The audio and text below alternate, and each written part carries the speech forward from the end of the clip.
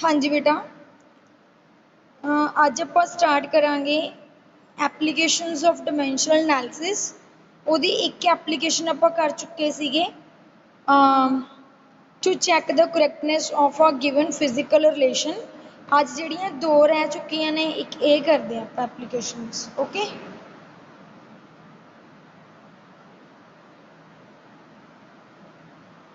Okay बेटा, सुनाई दे रही है तुहानू सारे नू?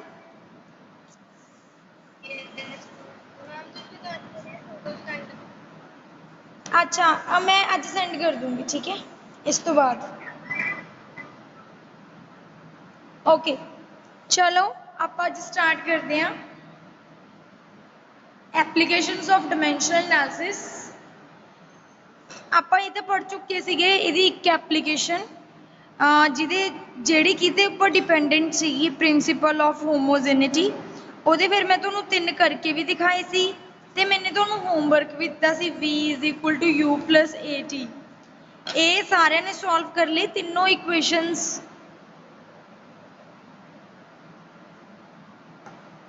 हाँ जी, तीनों इक्वेशनस सॉल्व कर ली तुसी? हेलो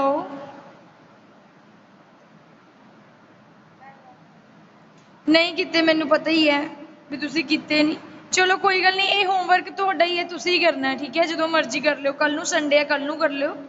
अज अपनी नैक्सट एप्लीकेशन करनी है to convert a physical quantity from one system to another.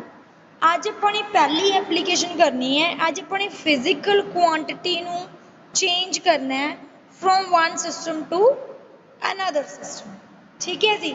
तो ये लिए की है,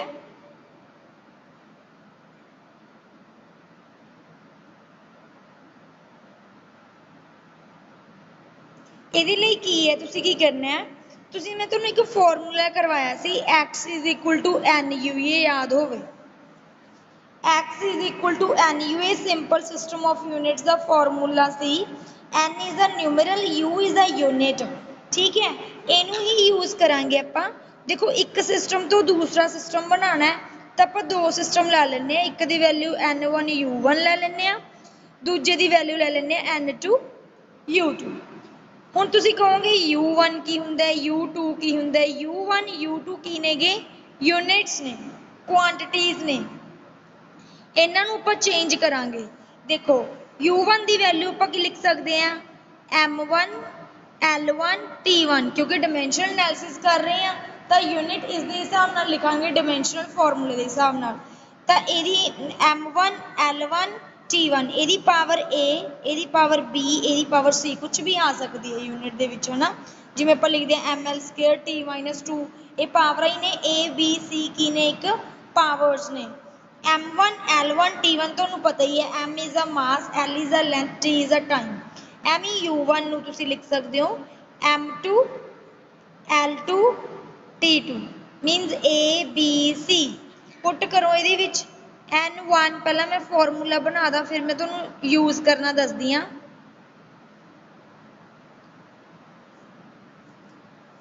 एंड u2 की जगह के उपर लिखो आ वाला m2 a l2 b ते t2 c, ठीक है। तो हुण जदों भी किसी सिस्टम नूं एक सिस्टम तो दूसरे सिस्टम दे विच कन्वर्ट करना होगा, तुसीं n1 ते n2 दी वैल्यूज़ कढ सकदे हो। मतलब जे एक सिस्टम तो दूसरे सिस्टम ते कन्वर्ट करना है तो तुसीं n1 दी वैल्यू कढ सकदे हो, ये सारी चीज़ इधर चली जाऊगी। जे n2 दी वैल्यू क्या होया तो ये सारी चीज़ इधर चली जाऊगी। बस इन्नी गल ध्यान च रखनी है भी जिहड़ा है m1 l1 t1 है, ये SI सिस्टम दे लई यूज होगा, मतलब कि बड़ी यूनिट दे लई। एंड जो m2 l2 t2 है, ये CGS सिस्टम मतलब कि स्मॉल यूनिट दे लई यूज होगा। हुण मैं तुहानूं दसदी हां भी किवें तुसीं इहनूं फॉर्मूले नूं यूज करना। फॉर एग्जाम्पल तुहानूं ये कह दिता गया भी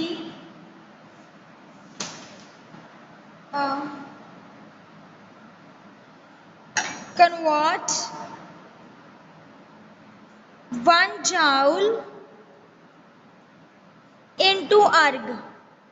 हुण तुहानूं पहला सब तो पहला ਜਦੋਂ ਇਹ ਕੁਐਸਚਨ ਸੋਲਵ ਕਰਨਾ ਹੈ using from one system using this application, ਤਾਂ ਤੁਸੀਂ ਕਿਵੇਂ ਕਰੋਗੇ ਇਹਨੂੰ? ਦੇਖੋ ਤੁਸੀਂ ਫਾਰਮੂਲਾ ਤਾਂ ਆਹੀ ਯੂਜ਼ ਕਰਨਾ ਹੈ, ਧਿਆਨ ਨਾਲ ਸਮਝ ਲਿਓ। ਮੈਂ 2-3 ਇਹਦੀਆਂ ਐਗਜ਼ਾਮਪਲਸ ਕਰਵਾਉਂਗੀ। ਦੇਖੋ ਜੋ ਜਾਊਲ ਐਂਡ ਅਰਗ ਹੁੰਦਾ ਹੈ, ਇਹ ਹੁੰਦੀਆਂ ਨੇ ਵਰਕ ਦੀਆਂ ਯੂਨਿਟਸ। ਕਿਸ ਦੀਆਂ ਯੂਨਿਟਸ? ਵਰਕ ਦੀਆਂ ਯੂਨਿਟਸ। ਤਾਂ ਤੁਹਾਨੂੰ ਸਭ ਤੋਂ ਪਹਿਲਾਂ ਇਹ ਪਤਾ ਹੋਣਾ ਚਾਹੀਦਾ ਹੈ ਵੀ ਜਿਹੜੀ ਫਿਜ਼ੀਕਲ ਕੁਆਂਟੀਟੀ ਦਿੱਤੀ ਗਈ ਹੈ ਉਹ ਕਿਹਦੀਆਂ ਯੂਨਿਟਸ ਨੇ। ਜਿਹੜੀ ਫਿਜ਼ੀਕਲ ਕੁਆਂਟੀਟੀ ਮਤਲਬ ਆਹ ਜਿਹੜੀ ਯੂਨਿਟ ਦਿੱਤੀ ਗਈ ਹੈ, ਡਰਾਈਵਡ ਯੂਨਿਟ ਜਿਹੜੀ ਤੁਹਾਨੂੰ ਦਿੱਤੀ ਗਈ ਹੈ, ਇਹ ਕਿਹਦੀ ਯੂਨਿਟ ਹੈ?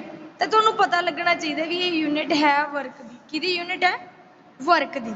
ਠੀਕ ਹੈ, ਤਾਂ ਜਦੋਂ ਵੀ ਵੱਡੀ ਆ ਜਿਹੜੀ ਹੁੰਦੀ ਹੈ ਵਰਕ ਦੀ SI ਯੂਨਿਟ ਹੁੰਦੀ ਹੈ, ਨਾਲ ਦੀ ਨਾਲ ਮੈਂ ਦੱਸਦੀ ਜਾਊਂਗੀ ਅਰਗ ਹੁੰਦੀ ਹੈ CGS ਯੂਨਿਟ। ਠੀਕ ਹੈ, ਮੀਨਸ ਤੁਸੀਂ SI ਸਿਸਟਮ ਨੂੰ CGS ਦੇ ਵਿੱਚ ਕਨਵਰਟ ਕਰਨਾ। ਤਾਂ ਜਿਹੜਾ ਆਹ ਜਦੋਂ ਵੱਡੀ ਯੂਨਿਟ ਦੇ ਨਾਲ ਲੱਗਿਆ ਹੋਊਗਾ ਕੋਈ ਵੀ ਨਿਊਮਰਲ, ਉਹ N1 ਦੀ ਵੈਲਿਊ ਹੋਊਗੀ। ਜੇ ਛੋਟੀ ਯੂਨਿਟ ਦੇ ਨਾਲ ਲੱਗਿਆ ਹੋਇਆ ਕੋਈ ਵੀ ਨਿਊਮਰਲ, ਉਹ N2 ਦੀ ਵੈਲਿਊ ਹੋਊਗੀ। ਮੀਨਸ ਹੁਣ ਆਪਾਂ ਨੇ 1 ਜਾਊਲ ਤੋਂ ਅਰਗ ਕਨਵਰਟ ਕਰਨਾ। ਕਿੰਨਾ ਅਰਗ ਹੋਊਗਾ? ਮਤਲਬ ਕਿ N2 ਕੱਢਣਾ। ਕਿਵੇਂ ਕੱਢੋਗੇ? ਦੇਖੋ ਤੁਹਾਨੂੰ ਸਭ ਤੋਂ ਪਹਿਲਾਂ ਵਰਕ ਦਾ ਡਾਇਮੈਂਸ਼ਨਲ ਫਾਰਮੂਲਾ ਪਤਾ ਹੋਣਾ ਚਾਹੀਦਾ। ਵਰਕ ਦਾ ਡਾਇਮੈਂਸ਼ਨਲ ਫਾਰਮੂਲਾ ਮੈਂ ਤੁਹਾਨੂੰ ਕਰਵਾਇਆ ਸੀ, ml² T-2। ਮੈਂ ਤੁਹਾਨੂੰ ਬਾਰ-ਬਾਰ ਕਹਿ ਰਹੀ ਹਾਂ, ਇਹਦਾ ਤੁਹਾਡੇ ਟਿਪਸ ਤੇ ਹੋਣੇ ਚਾਹੀਦੇ ਨੇ ਫਾਰਮੂਲੇ। ml² T-2, N1 ਦੀ ਵੈਲਿਊ ਆਪਣੇ ਕੋਲ 1 ਹੈ। ਠੀਕ ਹੈ, ਤੁਸੀਂ ਆਹ ਵਾਲੇ ਫਾਰਮੂਲੇ 'ਚ ਪੁੱਟ ਕਰੋਗੇ N1 ਦੀ ਵੈਲਿਊ 1 ਤੇ M1। ਦੇਖੋ M ਦੇ ਉੱਪਰ ਕੋਈ ਵੀ ਪਾਵਰ ਨਹੀਂ, ਮੀਨਸ ਉਹਦੀ 1 ਆ ਗਈ। L B ਦੀ ਵੈਲਿਊ, ਹੁਣ ਦੇਖੋ A ਦੀ ਵੈਲਿਊ ਹੈਗੀ ਆਪਣੇ ਕੋਲ 1, B ਦੀ ਵੈਲਿਊ ਹੈਗੀ ਹੈ 2, C ਦੀ ਵੈਲਿਊ ਹੈਗੀ ਹੈ -2। ਜਿੱਥੇ A B C ਆ ਉਹਦੇ ਵਿੱਚ ਪੁੱਟ ਕਰ ਦਿਓ। ਪਹਿਲਾਂ ਧਿਆਨ ਨਾਲ ਸਮਝ ਲਓ, ਮੈਂ ਦੁਬਾਰਾ ਫੇਰ ਰਿਪੀਟ ਕਰ ਦੂੰਗੀ। L1 ਦੀ ਪਾਵਰ 2, T1 ਦੀ power -2 is equal to N2 ਤਾਂ ਆਪਣੇ ਕੋਲ ਹੈ ਨਹੀਂ, ਅਰਗ ਨਾਲ ਤਾਂ ਕੋਈ ਨਿਊਮਰਲ ਲੱਗਿਆ ਨਹੀਂ, ਉਹਨੂੰ ਐਜ਼ ਇਟ ਇਜ਼ ਲਿਖੋ। ਤੇ ਹੁਣ ਆ ਗਿਆ M2, L2 T2, ਉਹਦੇ ਉੱਪਰ ਵੀ ABC ਹੈ। ABC ਆ ਗਿਆ ਆਪਣੇ ਕੋਲ 1 2 -2 ਐਜ਼ ਇਟ ਇਜ਼ ਲਿਖਤਾ। ਮੈਂ ਤੁਹਾਨੂੰ ਕਿਹਾ ਸੀਗਾ ਵੀ ਜਿਹੜਾ ਆਹ ਵਾਲੀ ਇੱਧਰ ਯੂਨਿਟ ਹੈ ਇਹ CGS ਦੇ ਲਈ ਯੂਜ਼ ਹੋਊਗੀ, ਤੇ ਆਹ ਵਾਲੀ ਜਿਹੜੀ ਹੈਗੀ ਆ ਉਹ SI ਦੇ ਲਈ ਯੂਜ਼ ਹੋਊਗੀ। ਠੀਕ ਹੈ, ਤਾਂ ਤੁਸੀਂ ਕੀ ਕਰੋਗੇ? ਆਪਾਂ ਨੇ N2 ਦੀ ਵੈਲਿਊ ਕੱਢਣੀ ਹੈ, ਇਹਨੂੰ ਇੱਧਰ ਦੇ ਨਾਲ ਕੀ ਕਰ ਦੋਗੇ? ਡਿਵਾਈਡ। ਕਿਵੇਂ ਕਰੋਗੇ? ਦੇਖੋ M1 L1² T1 -2 upon M2 1 L2 2 T -2, ਇਹ ਆ ਗਿਆ ਇਜ਼ ਇਕੁਅਲ ਟੂ N2। ਹੁਣ ਆਪਾਂ ਨੂੰ ਪਤਾ ਹੈ ਵੀ ਆਹ SI ਸਿਸਟਮ ਦੇ ਲਈ ਹੈ, ਆਹ CGS ਸਿਸਟਮ ਦੇ ਲਈ ਹੈ। SI ਸਿਸਟਮ ਦੇ ਵਿੱਚ ਮਾਸ ਦੀ ਬੜੀ ਯੂਨਿਟ ਕੀ ਹੁੰਦੀ ਹੈ? ਮਾਸ ਦੀ ਵੱਡੀ ਯੂਨਿਟ ਹੁੰਦੀ ਹੈ ਕਿਲੋਗ੍ਰਾਮ। ਕੀ ਹੁੰਦੀ ਹੈ? ਕਿਲੋਗ੍ਰਾਮ। ਤੁਸੀਂ ਇੱਥੇ ਲਿਖੋਗੇ ਕਿਲੋਗ੍ਰਾਮ, ਮਾਸ ਦੀ ਜਗ੍ਹਾ ਦੇ ਉੱਪਰ ਕੀ ਲਿਖੋਗੇ? ਕਿਲੋਗ੍ਰਾਮ। ਹੁਣ ਆ ਗਿਆ L1, L1 ਦੀ ਵੱਡੀ ਯੂਨਿਟ ਕੀ ਹੁੰਦੀ ਹੈ? ਮੀਟਰ, ਬਟ ਉਹਦੇ ਉੱਪਰ ਕੀ ਹੈ? ਸਕੁਅਰ। ਸਕੁਅਰ ਆ ਗਿਆ। ਉਸ ਤੋਂ ਬਾਅਦ T1, T1 ਦੀ ਬੜੀ ਯੂਨਿਟ ਤਾਂ ਸੈਕਿੰਡ ਹੀ ਹੁੰਦੀ ਹੈ, ਸੈਕਿੰਡ -2। ਹੁਣ ਆ ਗਿਆ ਨੀਚੇ, ਨੀਚੇ ਤਾਂ ਸੀਗਾ CGS ਸਿਸਟਮ।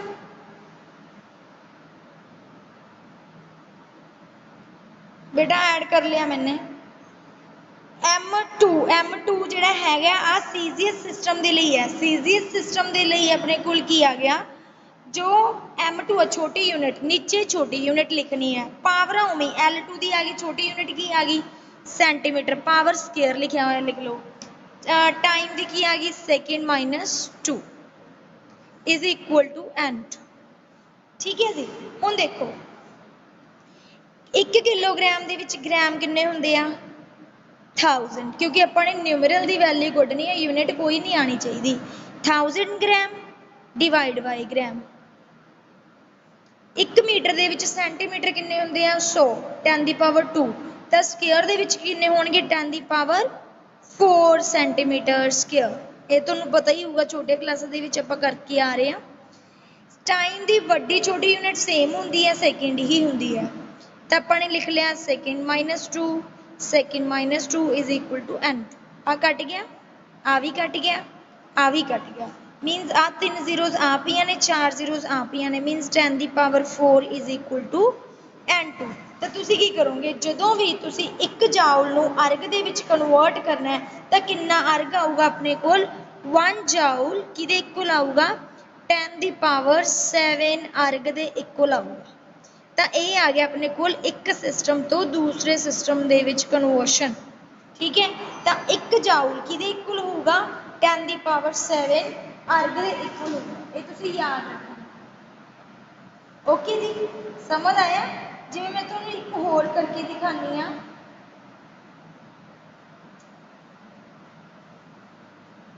ਹਾਂਜੀ, ਤੁਹਾਨੂੰ ਕਹਤਾ second convert 1 newton into dyne. ਇਹਦੇ ਤੁਹਾਨੂੰ ਪਤਾ ਹੋਊਗਾ ਇਹ ਯੂਨਿਟਸ ਕਿਸ ਦੀਆਂ ਹੁੰਦੀਆਂ। ਦੇਖੋ ਮੈਂ ਪਹਿਲਾਂ ਇੱਕ ਵਾਰ ਰਿਪੀਟ ਕਰਦਾ ਇਹਨੂੰ।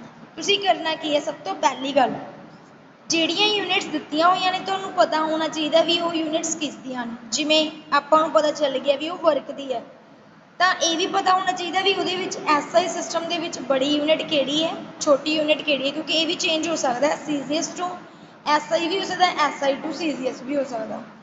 ਚਲੋ ਵਰਕ ਦੀ ਯੂਨਿਟ ਲਿਖ ਲਈ ਆਪਾਂ ਨੇ। ਵਰਕ ਦਾ ਆਪਾਂ ਨੂੰ ਡਾਇਮੈਂਸ਼ਨਲ ਫਾਰਮੂਲਾ ਪਤਾ ਹੋਣਾ ਚਾਹੀਦਾ। ਜੋ ਐਸਆਈ ਸਿਸਟਮ ਦੇ ਨਾਲ ਮੂਰੇ ਨਿਊਮਰਲ ਲਿਖਿਆ ਹੋਊਗਾ ਉਹਦੀ ਵੈਲਿਊ ਹੋਊਗੀ n1 ਦੀ, ਲਿਖ ਲਿਆ। ਹੁਣ ਆਪਾਂ ਨੂੰ ਡਾਇਮੈਂਸ਼ਨਲ ਫਾਰਮੂਲਾ ਪਤਾ ਸੀ, ਉਹ ਤੋਂ ਆਪਾਂ ਨੇ a b c ਦੀਆਂ ਵੈਲਿਊਜ਼ ਕੱਢ ਲਈਆਂ ਜਿਹੜੀਆਂ ਪਾਵਰ ਸੀ। ਫਿਰ ਮੈंने ਉਹ ਫਾਰਮੂਲਾ ਕੈਰੀ ਕੀਤਾ, ਉਸ ਦੇ ਵਿੱਚ ਲਿਖ ਲਿਆ। ਆਪਾਂ ਨੇ n2 ਦੀ ਵੈਲਿਊ ਕੱਢਣੀ ਸੀ, ਇਹਨੂੰ ਮੈंने ਇੱਧਰ ਲਿਖ ਲਿਆ। ਐਜ਼ ਵੀ ਨੋ ਦੈਟ ਇਹ ਐਸਆਈ ਸਿਸਟਮ ਦੇ ਲਈ ਹੈ, ਆਹ ਸੀਜ਼ੀਐਸ ਦੇ ਲਈ। ਐਸਆਈ ਦੇ ਵਿੱਚ ਮਾਸ ਦੀ ਹੁੰਦੀ ਹੈ ਕਿਲੋਗ੍ਰਾਮ, ਲੈਂਥ ਦੀ ਹੁੰਦੀ ਹੈ ਮੀਟਰ, ਟਾਈਮ ਦੀ ਹੁੰਦੀ ਹੈ ਸੈਕਿੰਡ। ਸੀਜ਼ੀਐਸ ਦੇ ਵਿੱਚ m2 ਦੀ ਹੋ ਜੂਗੀ ਗ੍ਰਾਮ, ਸੈਂਟੀਮੀਟਰ, ਸੈਕਿੰਡ। ਤੁਸੀਂ ਕੱਟ ਕਰੋਗੇ ਦੈਨ ਤੁਹਾਡੇ ਕੋਲ ਆਨਸਰ ਆ ਜਾਣਾ। ਦੈਨ ਇਹ ਆਪਣੇ ਕੋਲ ਆਨਸਰ ਆ ਗਿਆ ਵੀ 1 ਜਾਊਲ ਦੇ ਵਿੱਚ ਕਿੰਨੇ ਅਰਗ ਹੋਣਗੇ 10 ਦੀ ਪਾਵਰ 7 ਅਰਗ ਹੋਣਗੇ। ਹੁਣ ਮੈਂ ਤੁਹਾਨੂੰ ਕਰਵਾਨੀ ਹੈ ਅਗਲਾ ਕੁਐਸਚਨ। ਦੇਖੋ ਕਨਵਰਟ 1 ਨਿਊਟਨ ਇਨਟੂ ਡਾਈਨ। ਤੁਸੀਂ ਕਨਵਰਟ ਕਰਨਾ ਹੈ 1 ਨਿਊਟਨ ਨੂੰ ਡਾਈਨ ਦੇ ਵਿੱਚ, ਤਾਂ ਤੁਹਾਨੂੰ ਪਤਾ ਹੋਣਾ ਚਾਹੀਦਾ ਵੀ ਇਹ ਯੂਨਿਟਸ ਕਿਸ ਦੀਆਂ ਨੇ। ਇਹ ਯੂਨਿਟ ਹੁੰਦੀਆਂ ਨੇ ਫੋਰਸ ਦੀਆਂ। ਕਿਸ ਦੀ ਯੂਨਿਟ ਹੁੰਦੀ ਹੈ, ਫੋਰਸ ਦੀ।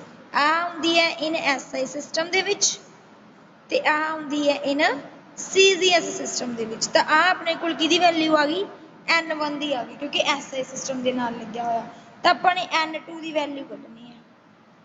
ਠੀਕ ਹੈ, ਕਿਵੇਂ ਕੱਢੋਗੇ ਦੇਖੋ, ਤੁਹਾਨੂੰ ਪਹਿਲਾਂ ਜਿਹੜੀ ਫੋਰਸ ਦਾ ਡਾਇਮੈਂਸ਼ਨਲ ਫਾਰਮੂਲਾ ਪਤਾ ਹੋਣਾ ਚਾਹੀਦਾ। ਜਿਵੇਂ ਮੈंने ਤੁਹਾਨੂੰ ਵਰਕ ਦਾ ਦੱਸਿਆ ਸੀ, ਫੋਰਸ ਦਾ ਡਾਇਮੈਂਸ਼ਨਲ ਫਾਰਮੂਲਾ ਕੀ ਹੁੰਦਾ ਹੈ ml-2। ਇਹੀ ਹੁੰਦਾ ml-2। ਤਾਂ ਇਹਦੇ ਵਿੱਚ ਆਪਣੇ ਕੋਲ n1 ਦੀ ਵੈਲਿਊ 1 ਆ ਗਈ, a ਦੀ ਵੈਲਿਊ 1, b ਦੀ ਵੈਲਿਊ 1, c ਦੀ ਵੈਲਿਊ ਕਿੰਨੀ ਆ ਗਈ -2। ਹੁਣ ਤੁਸੀਂ ਉਹੀ ਫਾਰਮੂਲਾ ਕੈਰੀ ਕਰੋਗੇ this one. n1 the value ਕਿੰਨੀ ਆ ਗਈ 1, m1 ਦੀ ਵੈਲਿਊ a ਦੀ ਵੈਲਿਊ ਕਿੰਨੀ ਆ ਗਈ 1 ਤੇ l1 ਦੀ ਵੈਲਿਊ b ਦੀ ਵੈਲਿਊ 1, t1 ਦੀ ਵੈਲਿਊ ਕਿੰਨੀ ਆ ਗਈ -2 is equal to n2 as it is m2 the power 1, l2 the power 1, t2 the power -2। ਹੁਣ ਤੁਸੀਂ ਕੀ ਕਰੋਗੇ, this is for SI system and this is for CGS system। ਇਹਨੂੰ ਇੱਧਰ ਲੈ ਕੇ ਜਾਊਂਗੀ ਕਿਉਂਕਿ ਆਪਾਂ ਨੇ n2 ਦੀ ਵੈਲਿਊ ਕੱਢਣੀ ਹੈ। ਤੇ m1 l1 t1 ਦੀ power -2 upon m2 l2 t2 ਦੀ ਪਾਵਰ -2। ਇਹ ਤੁਸੀਂ ਇੱਥੇ ਵੀ ਕੱਢ ਸਕਦੇ ਹੋ, ਅਗਰ ਤੁਸੀਂ ਫਾਰਮੂਲਾ ਇਹਦਾ ਬਣਾਉਣਾ ਤਾਂ ਬਣਾ ਵੀ ਸਕਦੇ ਹੋ। ਐਵੇਂ ਅਲੱਗ-ਅਲੱਗ ਕਰਕੇ ਲਿਖ ਲਓ। m1 ਦੀ ਬੜੀ ਯੂਨਿਟ ਹੁੰਦੀ ਹੈ ਕਿਲੋਗ੍ਰਾਮ ਤੇ ਛੋਟੀ ਹੁੰਦੀ ਹੈ ਗ੍ਰਾਮ। ਲੈਂਥ ਦੀ ਬੜੀ ਯੂਨਿਟ ਹੁੰਦੀ ਹੈ ਮੀਟਰ, ਛੋਟੀ ਹੁੰਦੀ ਹੈ ਸੈਂਟੀਮੀਟਰ। ਟਾਈਮ ਦੀ ਸੈਕਿੰਡ ਹੀ ਹੁੰਦੀ ਹੈ। n2 as it is। ਤਾਂ ਘਟ ਗਿਆ। 1 ਕਿਲੋਗ੍ਰਾਮ ਦੇ ਵਿੱਚ ਗ੍ਰਾਮ ਹੁੰਦੇ ਆ 1000 upon ਗ੍ਰਾਮ। 1 ਮੀਟਰ ਦੇ ਵਿੱਚ 100 ਸੈਂਟੀਮੀਟਰ। ਇਹ ਵੀ ਘਟ ਗਿਆ, ਇਹ ਵੀ ਘਟ ਗਿਆ is equal to n2। 3 zeros ਇੱਧਰ ਨੇ, 2 zeros ਇੱਧਰ ਨੇ, ਤਾਂ ਕਿੰਨਾ ਆ ਗਿਆ n the power 10 the power 5 is equal to n2। Means ਆਪਾਂ ਨੂੰ ਰਿਲੇਸ਼ਨ ਪਤਾ ਚੱਲ ਗਿਆ, ਮੀਨਸ ਕਨਵਰਸ਼ਨ ਪਤਾ ਚੱਲ ਗਿਆ ਵੀ ਜੇ ਆਪਾਂ ਨੇ 1 ਨਿਊਟਨ ਨੂੰ ਕਨਵਰਟ ਕਰਨਾ ਡਾਈਨ ਦੇ ਵਿੱਚ ਤਾਂ ਕਿੰਨੇ ਦੇ ਇਕੁਅਲ ਆਊਗਾ 10 ਦੀ ਪਾਵਰ 5 ਡਾਈਨ ਦੇ ਇਕੁਅਲ ਆਣਾ ਹੈ। ਠੀਕ ਹੈ, ਇਸ ਤਰ੍ਹਾਂ ਦੇ ਨਾਲ ਤੁਸੀਂ ਇਹਦੀਆਂ ਕਨਵਰਸ਼ਨਸ ਕਰ ਸਕਦੇ ਹੋ। ਤਾਂ ਹੁਣ ਮੈਂ ਤੁਹਾਨੂੰ ਹੋਮਵਰਕ ਦੇ ਲਈ ਪਾਣੀ ਆ। ਪਲੀਜ਼ ਹੋਮਵਰਕ ਦੇ ਵਿੱਚ ਤੁਸੀਂ ਇਹਨੂੰ ਜ਼ਰੂਰ ਸੋਲਵ ਕਰਿਆ ਕਰੋ, ਠੀਕ ਹੈ। ਹੋਮਵਰਕ ਦੇ ਲਈ ਲਿਖੋ ਕਿਹੜੀਆਂ ਕਿਹੜੀਆਂ ਤੁਸੀਂ ਕਰਕੇ ਦੇਖਣੀਆਂ ਨੇ ਖੁਦ ਤੋਂ ਕਨਵਰਸ਼ਨਸ। ਹਾਂਜੀ ਲਿਖੋ। First one is the value of G,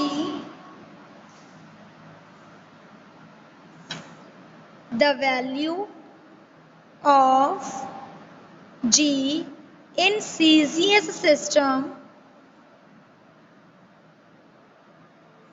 is, ਇਹ ਮੈਂ ਤੁਹਾਨੂੰ ਕਰਵਾਈ ਹੋਈ ਹੈ ਇਹਦੀ ਵੈਲਿਊ ਇੰਨੀ 9 ਸੈਂਟੀਮੀਟਰ ਸਕੁਅਰ ਗ੍ਰਾਮ -2 ਹੁੰਦੀ ਹੈ। ਤੁਸੀਂ ਇਹਦੀ SI ਦੇ ਵਿੱਚ ਪਤਾ ਕਰਨੀ ਹੈ। ਹੁਣ ਮੈਂ ਤੁਹਾਨੂੰ ਸੀਜ਼ੀਐਸ ਦੇ ਵਿੱਚ ਕਰਕੇ ਦਿਖਾਈ, ਤੁਸੀਂ ਇਹਦੀ SI ਦੇ ਵਿੱਚ ਮੈਨੂੰ ਕੱਢ ਕੇ ਆਨਸਰ ਦੱਸਣਾ ਹੈ। ਵੈਸੇ ਤੁਹਾਨੂੰ ਪਤਾ ਹੀ ਹੋਊਗਾ, ਮੈਨੇ ਦੱਸਿਆ ਹੀ ਸੀਗਾ ਇਹਦੀ ਵੈਲਿਊ ਕਿੰਨੀ ਹੁੰਦੀ ਹੈ, ਉਹ ਮੈਚ ਕਰ ਲਓ ਵੀ ਉਨੀ ਆ ਰਹੀ ਹੈ। ਕੈਲਕੂਲੇਟ ਵੈਲਿਊ ਇਨ SI ਸਿਸਟਮ, ਇੱਕ ਤਾਂ ਤੁਸੀਂ ਇਹ ਸੋਲਵ ਕਰਨਾ, ਇਹ ਬਹੁਤ ਹੀ ਇੰਪੋਰਟੈਂਟ ਹੈ। ਨੈਕਸਟ ਇੱਕ ਹੋਰ ਲਿਖੋ, ਹਾਂ, convert 1 dyne into ਨਿਊਟਨ, ਠੀਕ ਹੈ ਜੀ। ਇਹ ਹੁਣ ਮੈਨੇ ਸੀਜ਼ੀਐਸ ਸਿਸਟਮ ਦੀ ਡਾਈਨ ਹੈ, ਮੈਂ ਤੁਹਾਨੂੰ ਕਰਵਾ ਕੇ ਚੁੱਕੀ ਸੀਗੀ SI to ਸੀਜ਼ੀਐਸ। ਹੁਣ ਤੁਸੀਂ ਕਰਨਾ ਹੈ ਸੀਜ਼ੀਐਸ to SI, ਦੈਨ ਤੁਸੀਂ ਮੈਨੂੰ ਦੱਸਣਾ ਹੈ ਵੀ ਕਿੰਨਾ ਆਨਸਰ ਆਊਗਾ, ਠੀਕ ਹੈ। 1 ਡਾਈਨ ਨੂੰ ਤੁਸੀਂ ਕਨਵਰਟ ਕਰਨਾ ਹੈ 10 ਨਿਊਟਨ ਦੇ ਵਿੱਚ, ਕਿੰਨਾ ਆਊਗਾ ਆਨਸਰ ਤੁਸੀਂ ਮੈਨੂੰ ਜ਼ਰੂਰ ਦੱਸਣਾ ਹੈ। ਇਹ ਦੋਨੋਂ ਤੁਸੀਂ ਆਨਸਰਸ ਕਰਨੇ ਨੇ, ਠੀਕ ਹੈ। ਕੁਐਸਚਨਸ ਕਰਨੇ ਆ, ਜ਼ਰੂਰ ਕਰਨੇ ਆ ਬੇਟਾ। ਅਗਰ ਕਿਸੇ ਨੂੰ ਪ੍ਰੋਬਲਮ ਆਈ ਤਾਂ ਇਹਨੂੰ ਪੁੱਛ ਲਿਓ, ਕੱਲ ਨੂੰ ਪੁੱਛ ਲਿਓ। ਨੈਕਸਟ ਆਪਣੀ ਹੁਣ ਇੱਕ ਐਪਲੀਕੇਸ਼ਨ ਰਹਿ ਗਈ, to derive a relationship between different physical quantities. ਤੁਸੀਂ ਰਿਲੇਸ਼ਨਸ਼ਿਪ ਫਾਈਂਡ ਆਊਟ ਕਰਨਾ ਹੈ ਕਿਹਦੇ ਵਿੱਚ, ਡਿਫਰੈਂਟ ਫਿਜ਼ੀਕਲ ਕੁਆਂਟੀਟੀਜ਼ ਦੇ ਵਿੱਚ। ਰਿਲੇਸ਼ਨ ਕਿਵੇਂ ਫਾਈਂਡ ਆਊਟ ਕਰਨਾ ਉਹ ਦੇਖੋ, ਠੀਕ ਹੈ। ਥਰਡ ਐਪਲੀਕੇਸ਼ਨ ਆਪਣੀ, to derive a relation between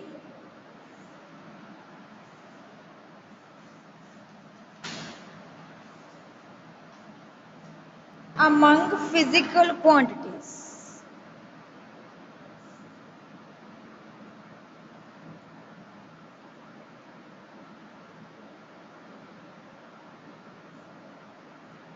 चलो ये ਹੁਣ ਮੈਂ ਤੁਹਾਨੂੰ ਦੱਸਦੀ ਹਾਂ ਕਿਵੇਂ ਕਰਨਾ ਹੈ। देखो अगर ਤੁਹਾਨੂੰ ਇੱਕ एग्जांपल ਦੇ ਥਰੂ ਹੀ ਸਮਝਾਣੀ ਹੈ ਮੈਂ, ਠੀਕ ਹੈ। ਮੰਨ ਲਓ ਤੁਹਾਨੂੰ ਇਸ ਤਰ੍ਹਾਂ ਨਾਲ एग्जांपल ਆ ਗਈ, ਪਹਿਲਾਂ एग्जांपल ਲਿਖ ਲਓ। Let us drive an expression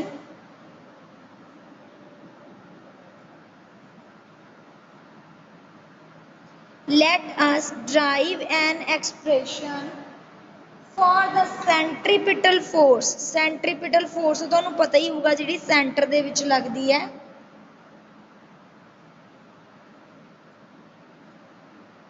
F centripetal force acting on a particle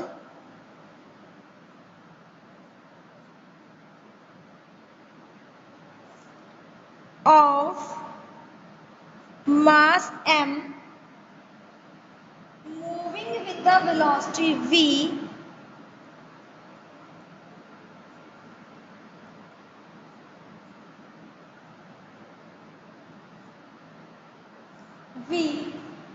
in a circle of radius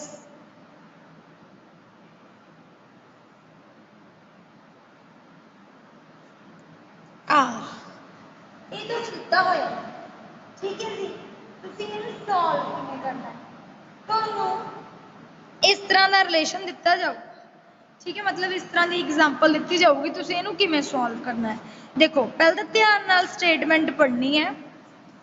Let us derive an expression, मतलब रिलेशन फाइंड आउट करना तुसी for the centripetal force, ਜਿਹੜਾ force है वो act कर रहा है। act कर रहा मीनस ਉਹਦੇ ਲਿਖਾਂਗੇ ਪਰ directly proportional क्योंकि हले आपां नूं कोई रिलेशन नहीं पता, तो आपां नूं पता नहीं भी किहदी कितनी पावर आनी है, इस करके आपां डायरैक्टली लगावांगे। एक्टिंग ऑन अ पार्टिकल, जो वो एक्ट करता है ऑफ मास m, ਉਹਦਾ मास m है, moving with velocity v and in a circle of radius r। तुसीं इस तरह लिखना, ਜਿਹੜੀ चीज़ एक्ट कर रही है वो लैफ्ट हैंड साइड से, बाकी जिन्हां दे उपर कर रही है दैन वो राइट हैंड साइड से। MVR ਇਹਦੀਆਂ ਪਾਵਰ A B C ਹਲੇ ਆਪਣੇ ਕੋਲ ਅਨਨੋਨ ਨੇ, ਮੈਨੂੰ ਨਹੀਂ ਪਤਾ ਕਿੰਨੀਆਂ ਪਾਵਰਸ ਆਣ।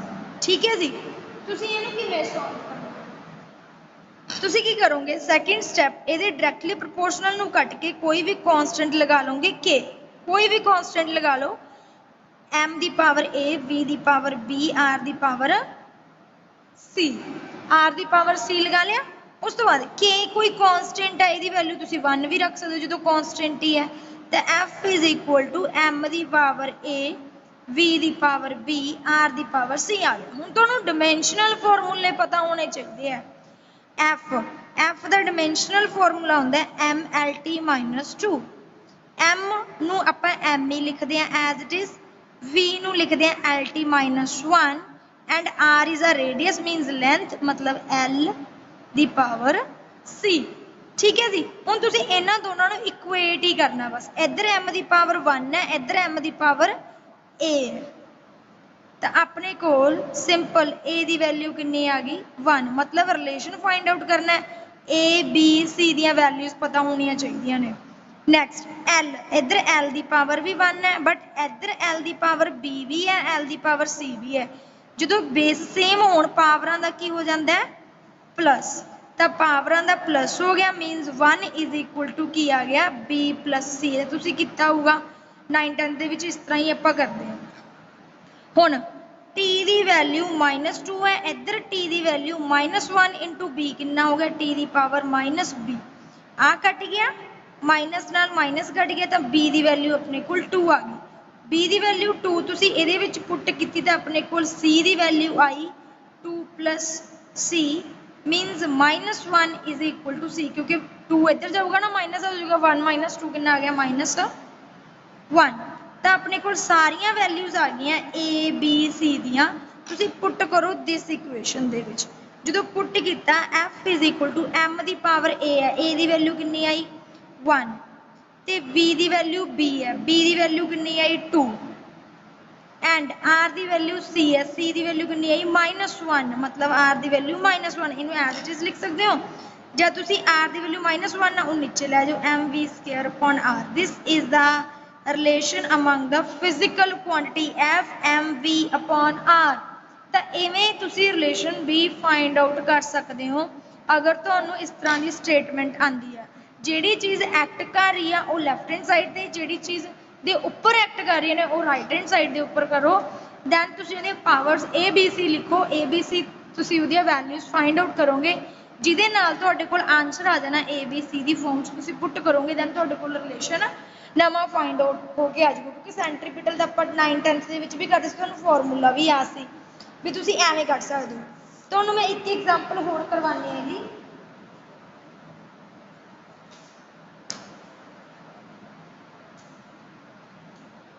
हाँ जी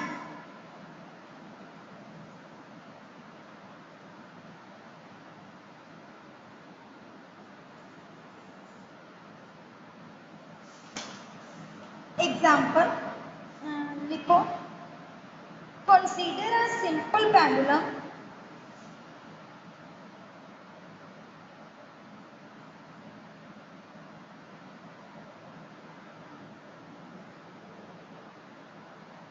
consider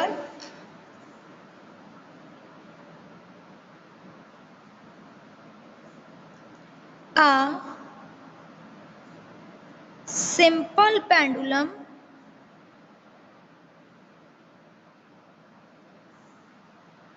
having a bob attached to a string, having a bob attached to a string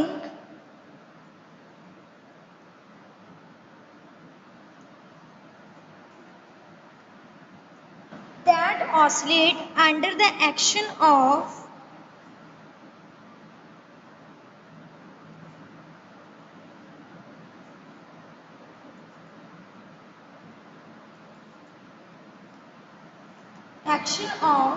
the force of gravity.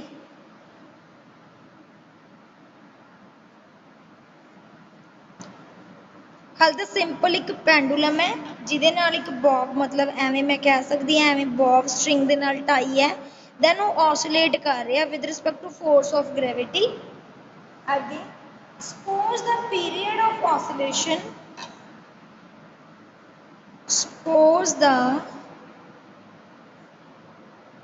Period of oscillation oscillation का मतलब वाइब्रेशन करना थोड़ा माइनर डिफरेंस होंगे मैं दसूँगी वो of the simple pendulum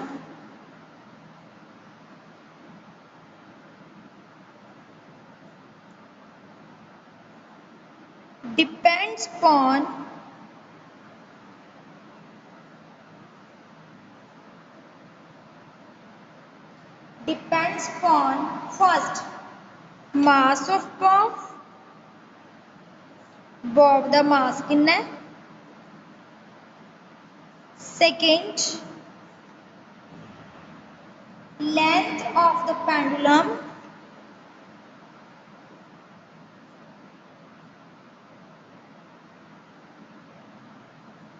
third one is acceleration due to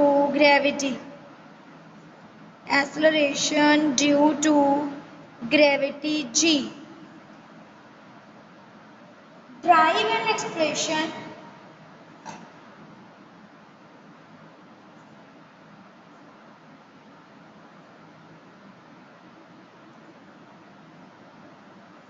for its time period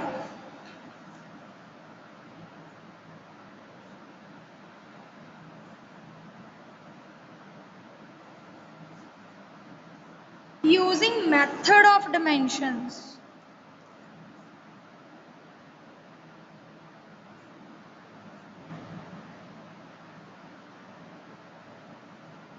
चलो जी देखो हुण तुसीं स्टेटमेंट नूं ध्यान नाल पढ़ना है consider a simple pendulum having a bob attached to the string that oscillate under action of force of gravity इत्थों क्वेश्चन स्टार्ट होंदा है suppose the period means कि time period of the oscillation of the simple pendulum depends upon act कर रहे हैं means जिहड़ा time period है वो किस दे उपर act कर रहे हैं mass of the bob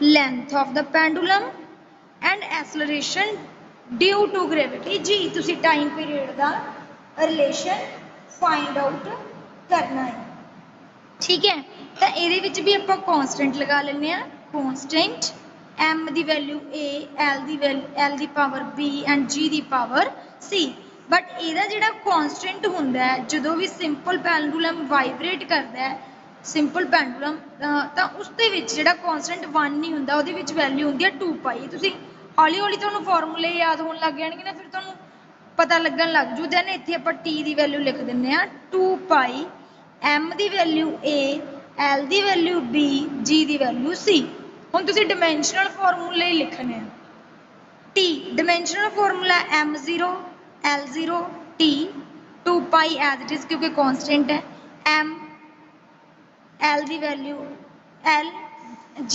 acceleration due to gravity मतलब एक्सलरेशन का फॉर्मूला lt माइनस 2c हुण इक्वेट कर दो m की पावर इधर 0 है इधर m की पावर कितनी है a मीनस m की पावर 0 m की पावर a की वैल्यू कितनी आ गई अपने को 0 नैक्सट l की पावर 0 l की पावर b कट गया तो b की वैल्यू कितनी आ गई अपने को 0 आगे t की सच इधर l की पावर b भी पई है l की पावर c भी पई है b plus c is equal to 0 such ये आया अपने को t की वैल्यू इधर 1 है इधर t की वैल्यू -2c है -2 ਨੂੰ मल्टीप्लाई करोगे ना c नाल -2c तो मतलब अपने कोल कितना आ गया 1 इज इक्वल टू -2c आ गया मीनस -1/2 इज इक्वल टू की आ गया c की वैल्यू -1/2/c आ गया ਤੇ ਇਹਦੇ ਵਿੱਚ ਪੁੱਟ ਕਰੋ b -1/2 ਇਜ਼ ਇਕੁਅਲ ਟੂ 0 ਮਤਲਬ b ਇਜ਼ ਇਕੁਅਲ ਟੂ +1/2 ਆਪਣੇ ਕੋਲ ਤਿੰਨਾਂ ਦੀਆਂ ਵੈਲਿਊਜ਼ ਆ ਗਈਆਂ ਤੁਸੀਂ ਪੁੱਟ ਕਰੋ ਇਸ ਦੇ ਵਿੱਚ ਜਦੋਂ ਪੁੱਟ ਕੀਤਾ ਦੈਨ ਤੁਹਾਡੇ ਕੋਲ ਰਿਲੇਸ਼ਨ ਆਇਆ t is equal to 2 pi m ਦੀ ਪਾਵਰ a ਹੈ a ਦੀ ਵੈਲਿਊ ਕਿੰਨੀ ਆ ਗਈ 0 l ਦੀ ਵੈਲਿਊ b ਹੈ b ਦੀ ਵੈਲਿਊ ਕਿੰਨੀ ਆ ਗਈ 1/2 g ਦੀ ਵੈਲਿਊ c ਹੈ c ਦੀ ਪਾਵਰ ਕਿੰਨੀ ਆ ਗਈ -1/2 ਜਦੋਂ ਵੀ ਕਿਸੇ ਵੀ ਟਰਮ ਦੇ ਉੱਪਰ ਪਾਵਰ 0 ਹੋਵੇ ਉਹਦੀ ਵੈਲਿਊ ਕਿੰਨੀ ਹੁੰਦੀ ਆ 1 ਇਹ ਯਾਦ ਰੱਖਿਓ ਤਾਂ t is equal to 2 pi m ਦੀ ਪਾਵਰ 0 1 ਆ ਗਿਆ l ਦੀ ਪਾਵਰ 1/2 g ਦੀ ਪਾਵਰ -1/2 ਮੀਨਸ ਮੈਂ ਐਵੇਂ ਲਿਖ ਸਕਦੀ ਹਾਂ t is equal to 2 pi l ਦਾ ਰੂਟ ਤੇ g ਮਾਈਨਸ ਨੀਚੇ ਚਲਾ ਗਿਆ ਮਾਈਨਸ ਦਾ ਰੂਟ ਮੀਨਸ ਆਪਣੇ ਕੋਲ ਆਂਸਰ ਆਇਆ ਜੋ ਬਣ ਕੇ t is equal to 2 pi root L upon G ਇਹ ਫਾਰਮੂਲਾ ਕਿਹਦਾ ਸਿੰਪਲ ਪੈਂਡੂਲਮ ਦਾ ਜਦੋਂ ਉਹ ਵਾਈਬ੍ਰੇਟ ਕਰਦਾ under the action of force of gravity ਤੁਸੀਂ ਇਸ ਤਰ੍ਹਾਂ ਦੇ ਨਾਲ ਰਿਲੇਸ਼ਨ ਵੀ ਫਾਈਂਡ ਆਊਟ ਕਰ ਸਕਦੇ ਹੋ ਜਿਹੜੀ ਐਪਲੀਕੇਸ਼ਨ ਥਰਡ ਸੀਗੀ ਡਾਇਮੈਂਸ਼ਨਲ ਐਨਾਲਿਸਿਸ ਦੀ ਡਾਇਮੈਂਸ਼ਨਲ ਐਨਾਲਿਸਿਸ ਦੇ ਨਾਲ ਨਾਲ ਤੁਸੀਂ ਇਹਦੀਆਂ ਐਗਜ਼ਾਮਪਲਸ ਹੋਰ ਵੀ ਫਾਈਂਡ ਆਊਟ ਕਰਕੇ ਦੇਖ ਸਕਦੇ ਹੋ